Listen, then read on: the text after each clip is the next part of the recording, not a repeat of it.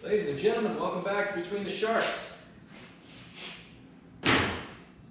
Last episode was a long time coming, at least the last version of Model T. We, I am proud to say, are in a place that is pretty stable. We're going to jeopardize that stability on this episode because it is time to make more Model T where there is not any Model T. Basically, the bottom of the car is just rusted off, and that's, that's fine. We can fix that. Some patch panels I purchased, and some we're just going to have to make. But let's get after it, right?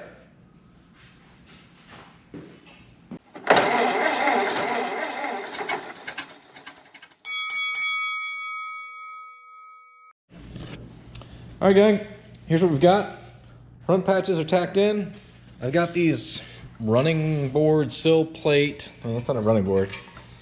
That's a sill plate, door sill, rocker panel, whatever the hell you call it on a Model T, this section. And then I've got these pieces. I think I got these from Howells sheet metal. I don't remember, not sponsored by anybody, just saying in case you're looking. All of those panels are very affordable. I don't have anything from their back, but I'm confident enough that I can make it. I'm not confident that I'll figure out which way this goes, which side is up, because honestly, I don't know. Anyway, but we'll figure it out. For this, I am going to need to pop the welds on this door and hope that this thing's braced enough. And I think it is. I mean, I really do think it is. But we'll find out when I do that. Honestly, I should pop this door off as well, or at least, we're gonna need to keep putting the door back in to test fit these things, but obviously we're going to have to work right where the doors are. And the thing about this is I think it is braced enough, and if things move, then I'll just move them back. It's not that big a deal. It won't be the end of the world.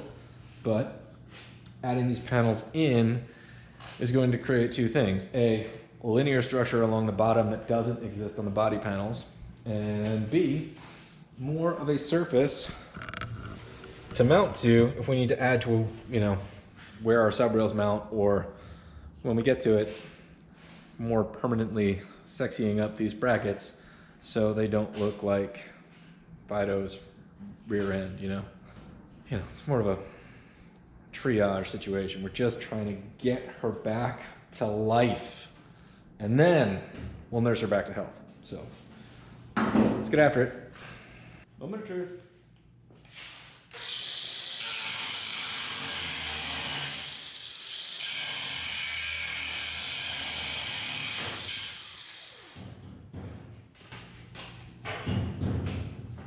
Well, I did move too drastically.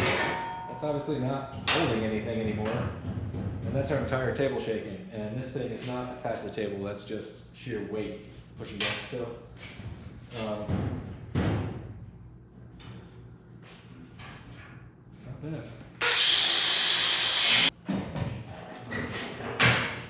So I just had the door slid onto the hinges, and so there we are. And for those of you watching at home, right now it's mocked up with long hinges on the bottom and a short hinge on the top. Is that right? Hell, I don't know. I think it is. For you more expert than I, comments please. This panel wants to sleeve in back yonder. So how would it, maybe? Is that an optical delusion? Looks like this side is taller than this side, which is interesting. Could go this way, perhaps. And that would be kind of nice. Does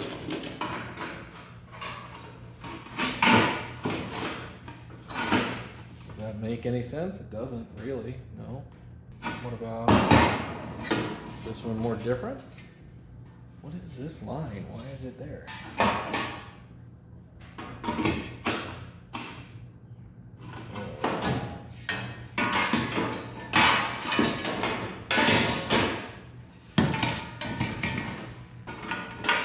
why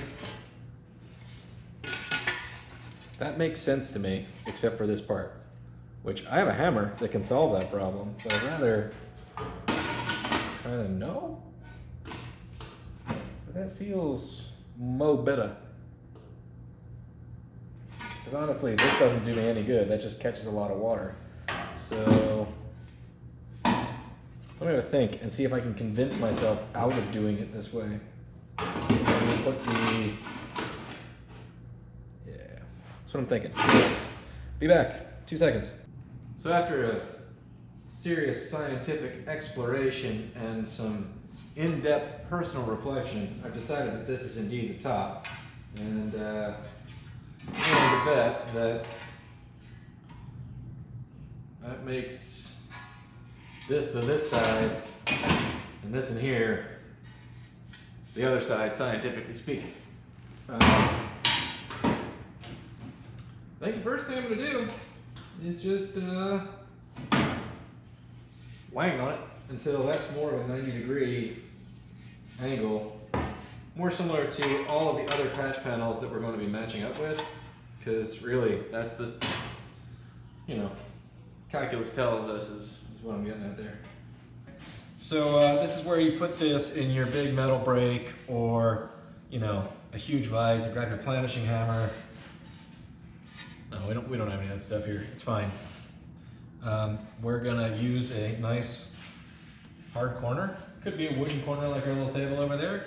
Could be the steel corner, this piece of plate that I have, and a wanging device. This is a really lightweight, the cheapest body hammer a man could buy. I don't even know where it came from. We're gonna treat this like the tin can that it is, and we're gonna just, you know, lean it against the corner with our hands, and we're gonna take a really lightweight, super cheap body hammer, a roofing hammer, ball peen hammer, any of them would do the trick, because really all we're trying to do is add to the existing crease that is here. It's gonna be loud, but we'll be okay.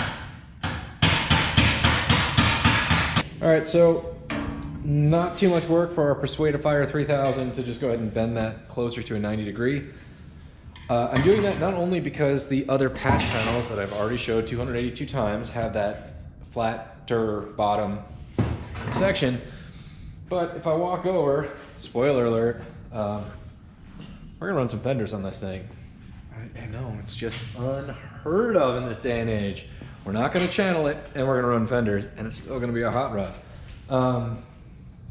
We'll get into that later. I'm actually really excited. This is one of the parts of the car that kind of built itself. Like, two things we'll get into this later, but one, I bought the frame, and the frame had the original running board mounts still on the car, and they were boxed in, meaning that the frame was boxed, and I couldn't get them off without cutting the bolts off, which was not a big deal. I could totally do that, but I thought to myself, I was like, man, I haven't seen anybody run a touring with fenders and make it a hot rod in a while. Didn't used to be uncommon. And I thought it was neat. And then lo and behold, back when people used to use Craigslist, it was great. A dude was hot rodding a fully restored Model A, which I don't really condone, but you know, it is a lot easier than doing what I'm doing, so maybe there's a lot of sense to it. But he pulled off a set of the best steel Model A fenders that I've seen in, I mean, ages.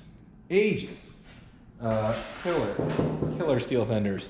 They're coupe fenders, which I have the coupe rear fenders, so if any of you guys are out there watching, I think the sedan fenders are different, and I think the Touring / Phaeton or whatever Model A version of the Touring had a little bit of a different rear fender, and I think the coupe ones are harder to find.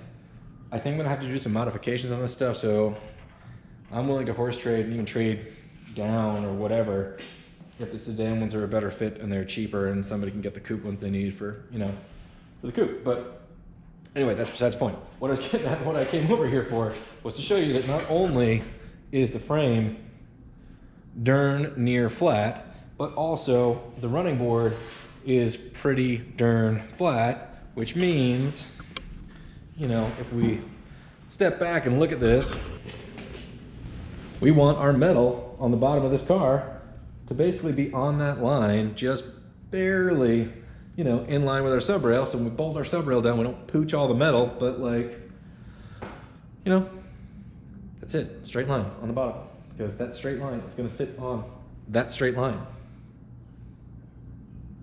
It's a lot. It doesn't get more simple than that. It gets a little more complicated when you get into 32 frames and up, but in our particular case, the table is as good a reference point as our frame, and flat is flat, is flat, is flat. Right? Right. All right. Let's continue on. Next thing's next. We determine that this side is up and this side is front, and that our taper is going away from the door. That's just, you know, what I'm assuming to be correct. And that's my story, and I'm sticking to it. The information I have that corroborates that is that part of the patch right yonder, and then the fact that this part of the patch is more taller. This is weird. I don't know why this is here, because, well, even if that's stock, it's ugly, and we're not building a stock car, so we don't need to accept more ugly than is necessary. And in the back, you know, that sleeves in kind of nicely. It'd be a good spot to weld. Every other time in my life, I would always cut these tabs off and just butt weld things on.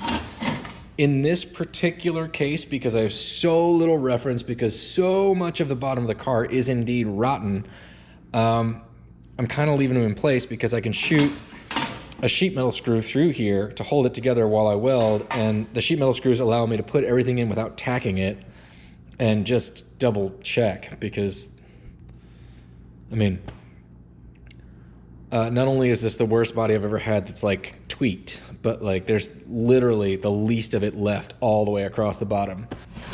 So we're basically at a point where like every relationship from point A to point B, whatever those 2 points are on this car, has been wrong at some point in its life. So, and that said, I'm not criticizing Howells sheet metal for any of this, but the accuracy of their parts is about, you know, close enough, you know what I mean? But I think both sides, I think it was like 30 bucks for the set, so beyond worth the money. However, you know, I wouldn't use it specifically as a template to be like, oh yeah, well, the patch panel's right, so it's right. In fact, I don't think there's a patch panel in the world that I would feel that way about. But, yeah, let's get into it. I'm gonna take this edge off so that we can fit this in more better, and then we'll work our way back, and I think sheet metal screws are really gonna have to tie the room together until we feel good about it.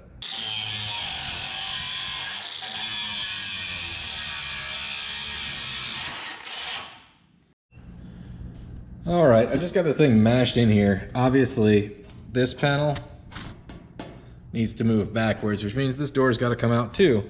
But generally speaking, we're in the ballpark. So let's do the thing we need to do.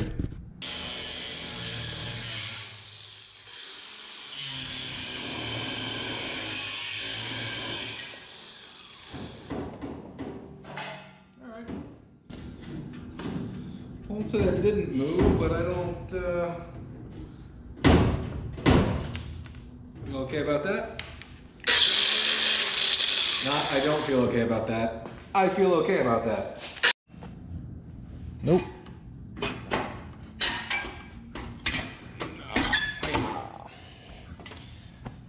All right, so old Mr. Clamps is lending a hand. Got some ugliness down in here to deal with, and you know, that's not perfect, but whatever, it's gonna be fine. I do feel like this panel is actually a fuzz wider than it wants to be, but you know, if you're in patch panel making land, it's a lot easier to make a panel smaller than it is to make it bigger, so I'm not upset about this at all. Although it does seem like this feels a little short relative to everything, but again, it's gonna be a breeze to fix all this. But we're gonna, you know, play the start game and the go back to the beginning game and the start over again game, because we're gonna have to put these doors on and make sure that we're not really in the way. It is possible, and maybe we'll get there, where we just weld all this in and then just cut the details where the door doesn't fit. I'm not really sure the best way yet, but I'd rather try it before we get into it. For those of you that remember in the last episode, this was all just cut off. This was never attached to this since I've owned the car. I have to say, that's somewhat satisfying. Granted, this is a piece of garbage, but you know what I'm saying? Like, that's, like, I can fix all that. And the door fit in here, so, you know, that feels like it's a little too proud. That's the original, but it's also very rusty. So let's screw this guy in and then see if we need to trim. I'd like to keep it trimming one side instead of both sides if I can, meaning make that side work, worry about that side. All right, let's zap a couple tiny tech screws in here and see if we can tie the room together enough to get our door back in here.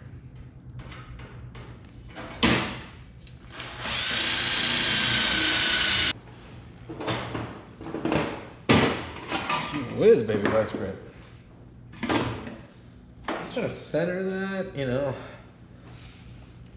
If we do half the ugly on either side, maybe it'll be easier to deal with. Maybe it'll just make it ugly in two places instead of one.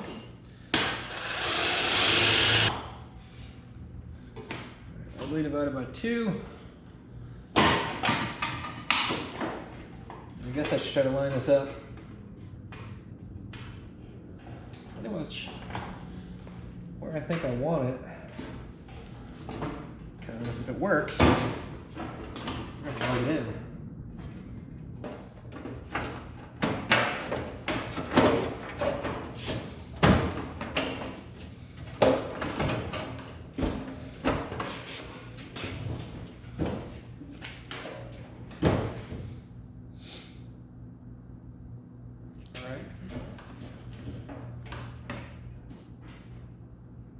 Feel, ow, a splinter going into my finger. And I feel pretty good about that, actually. This is closing just fine.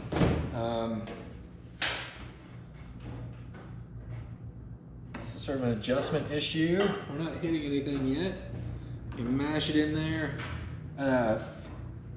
After reviewing this, there's a little bit in the last video, but I may just notch the interior of the door and bend it just enough, at least on the back side, to pull this corner in a little bit. I think from the factory they were even a little off, and I don't think my repair here did that any favors. Or actually, our tack welds are lining up where they were when I cut them, so that says to me that not much has moved. So let's move forward from here. What does that mean? More tack welding? Sure. All right, we're gonna call this good enough based on that last bit of fitment. So I'm gonna mark where this little thing isn't. There's nothing to mark on that side. It's all rotten off. So I'll take that line, I'll transfer it down that distance, which is looks to be a fuzz over.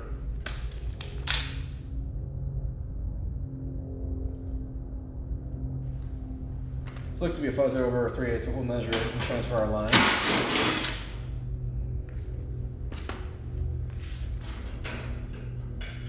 Because this is a, you know, good looking line here and fits, if we've got any trouble on the backside, we're just gonna have to trim and make it work.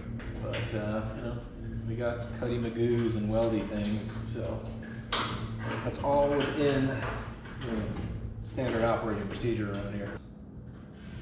Not building Ferraris, it's just a hot rod.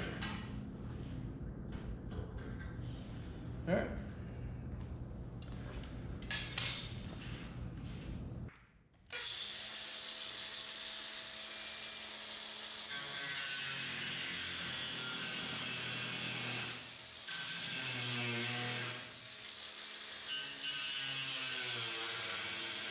All right.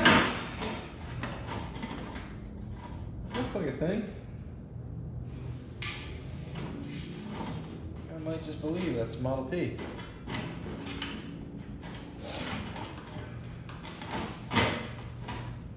Feels like it all wants to kind of tuck in like that. Going down like so. Which pretty much follows the contour of the braces on the inside, so.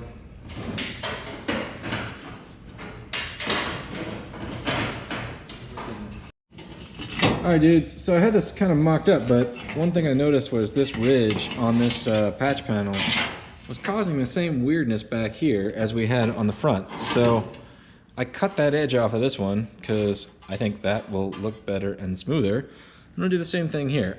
Maybe, I'm not even gonna bother to research if those were original Model T body lines because frankly, I just don't care. And this is my car and that's gonna look more better if that's, you know, if this is all basically smooth by the time we're done with it. So I'm gonna modify that real quick with a hammer and we'll be right back. All right, 16.8 seconds later, we are back. And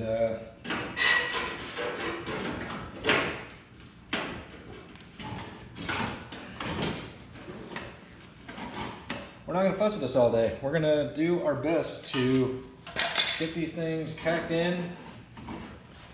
When it gets to looking right, once it's tacked, we're gonna actually make it a thing, you know? And we screwed up, we'll fix it. So I think I'm going back and forth a little bit on just the way I want this all to land. And I think the slightest air gap between the body sheet metal and the subframe is what makes the most sense. Now there's two things about that.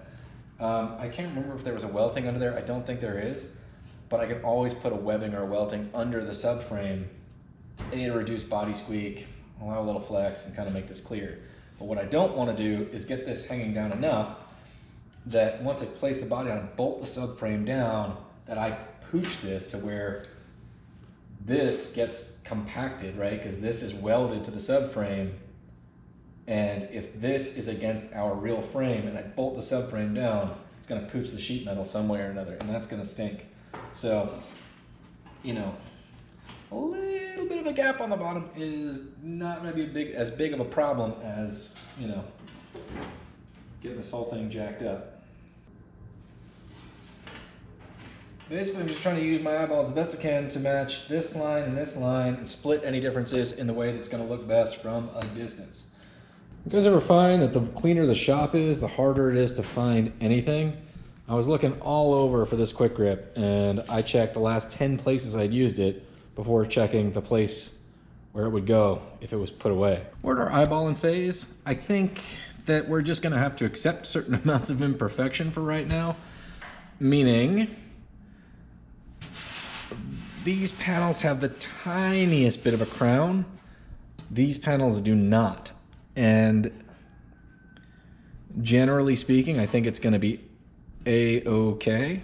You know, I guess I could take this on the bench and just pound this thing with a hammer right down the center, and that would give me just the tiniest bit of bend. But you can see it right here that, let me grab a straight edge for you guys. Oh, hey, here's one. See, if I'd put that away, I never would have found it. I mean, it's not a lot of a bend, but it's a little bit of a bend. And if we look at our sheet metal pieces, here's the one for the other side.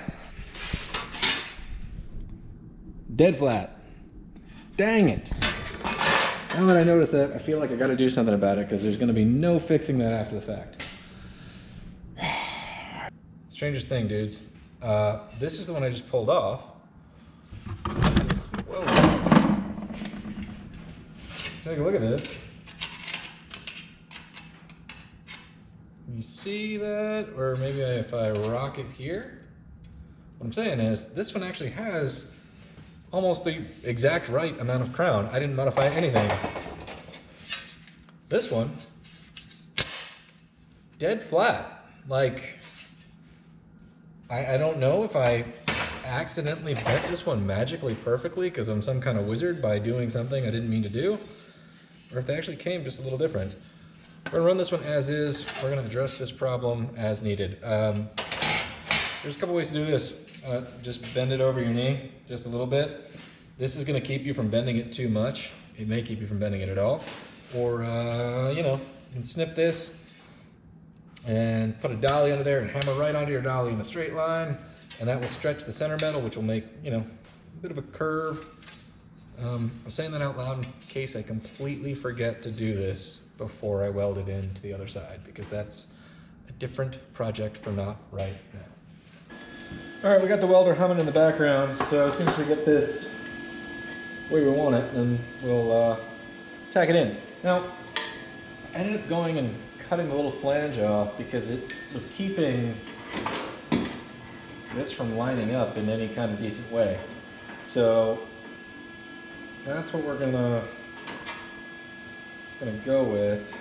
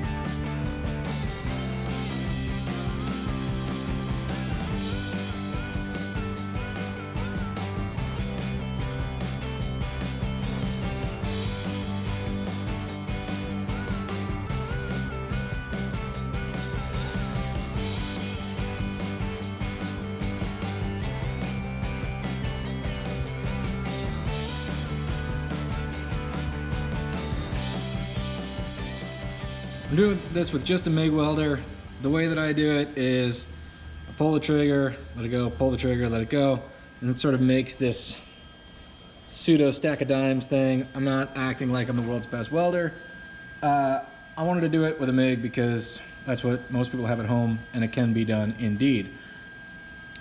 Now, even if I wanted to break out the TIG, and I may on the other side, we'll see.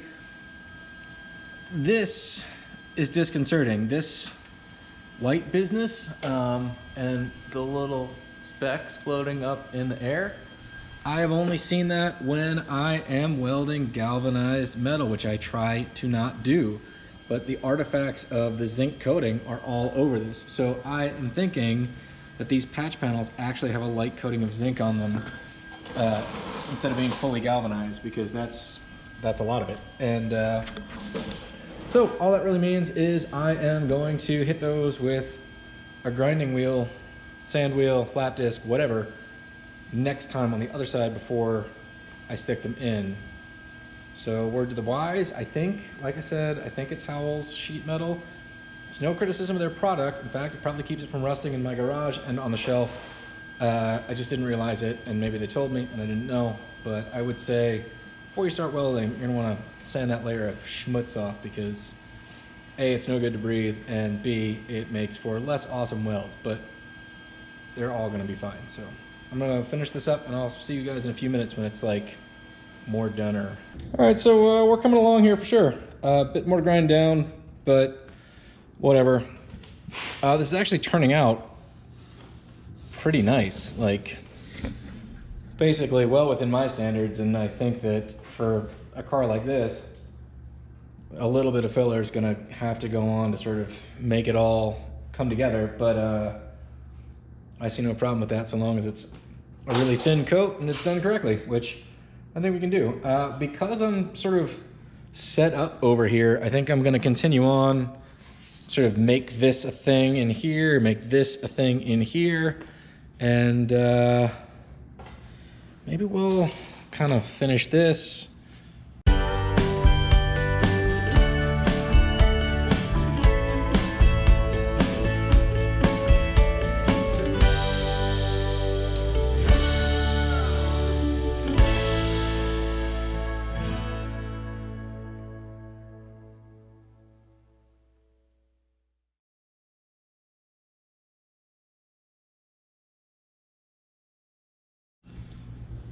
All right, so here we are. We're looking way more like a car with some door sills.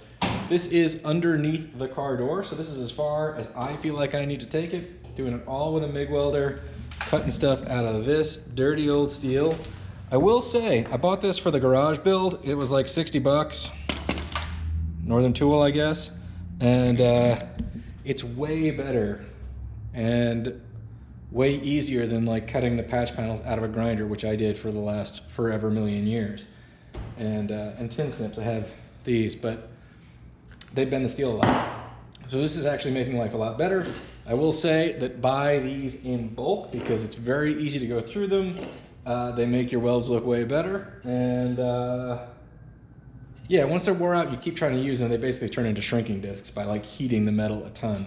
So just swap them out often, buy them in bulk, take all the paint at once, and let them go. Because if you go to the hardware store and buy one at a time, they're like $5 and change dollars. So that's a lot of dollars. Anyway, all this with a MIG welder. You know, we've got the TIG over there, but I'm just showing you. This is all doable with a MIG. And if somebody out there busts your chops on the quality of your welds, especially in a door sill, A, ignore them, and B, just remember, if anybody's like kind of beating you up about something like that, they're probably not any better than you, because if they were actually better than you, they would give you some advice on like techniques and stuff like that. So, you know, get out there and try it, you'll figure it out. Let's move on. I'd like to get this part done. And then, I don't know, maybe we'll move on to the other side. I'm not really sure. Let's, but first things first, let's fill this hole.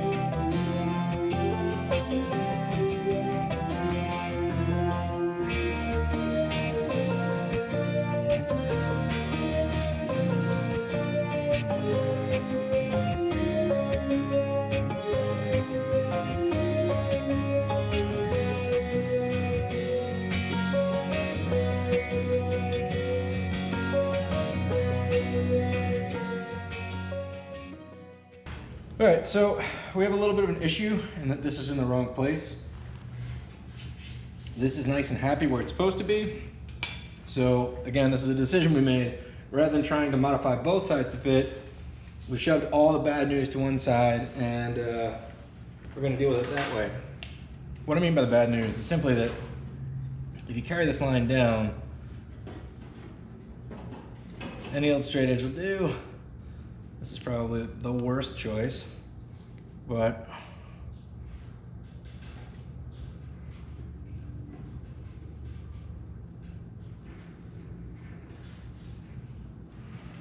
I mean, that's kind of our issue there. All right. So these sloppy lines are just indicating that if you carry this edge down straight, this edge of the curve is a little further out than we want it to be. And what that means for us is this door doesn't fit quite as well as we want. And rather than, I mean, you can kind of see the line here rather than jostle you around and make you all seasick. Just trust me that this edge is pooched out this way. And I know that because this upper corner is high and the two tack welds that I had, the part on the door is not lining up with our old tack welds, it's just above it. So in order to bring this edge in, we have got to bring that little bit in. And the way we're gonna do it is pretty simple. We're just gonna run the grinder down the inside of this, knock that in with a hammer and weld it back up.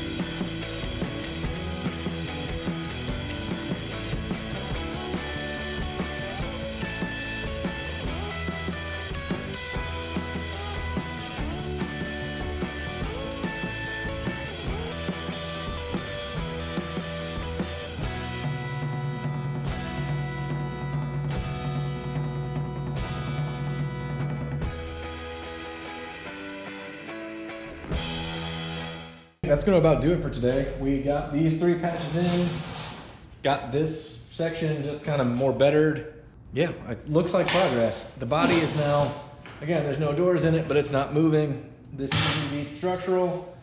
Yeah, I hope some of this was informative. If you're just trying to do some patch panels, there are so many versions out there on the internet. Everything from the dudes who custom make everything from scratch and have bead rollers and brakes and English wheels and all that stuff, and then TIG weld everything and on and on and on. If you're building a little hot rod, look, you can get by. That Chevy, that 54 I did, was all MIG welding.